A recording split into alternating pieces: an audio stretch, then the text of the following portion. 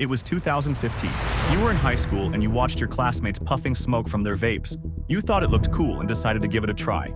Fast forward to today, and you're noticing lower stamina, a persistent cough, and feeling tired all the time. Could years of vaping be the cause? Let's find out. You see, the first thing to know about your vape juice is that while the FDA oversees the regulation of e-liquids sold in stores, they don't keep a close eye on those bought from less official sources like street vendors. And although most e-liquids contain nicotine, it isn't the only player in this mix.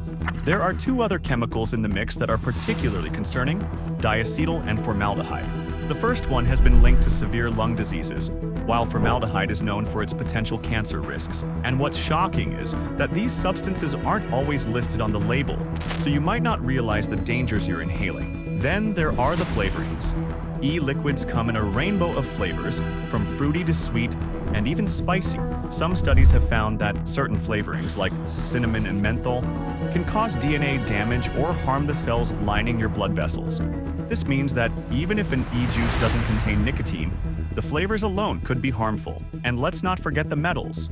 Research has shown that the vapor from e-cigarettes can contain trace amounts of metals like lead, chromium, nickel, and even arsenic.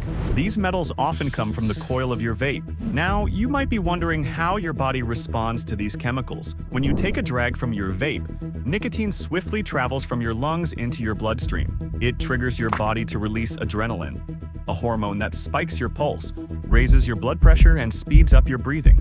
This hormonal surge makes your heart work harder. But nicotine's effects don't stop there. Along with the adrenaline boost, you might experience increased coughing and a heightened sense of alertness. In a worst-case scenario, if you vape marijuana, you might feel a more intense high compared to smoking it, which can sometimes lead to increased anxiety. And there's more to the story. Research suggests nicotine encourages plaque buildup in your arteries. This increased arterial plaque can elevate the risk of heart attacks and strokes. When you vape marijuana, the combination of its effects with those of nicotine further strains your heart. And did I mention that your e-liquid also contains acrolein? It is a substance originally designed for killing weeds, and it can cause sudden lung injuries and is linked to severe respiratory diseases and even lung cancer. The negative effects of vaping don't end here. Nicotine can disrupt brain growth and impact your learning and cognitive abilities. On top of that, studies indicate that vaping impairs your body's natural defenses,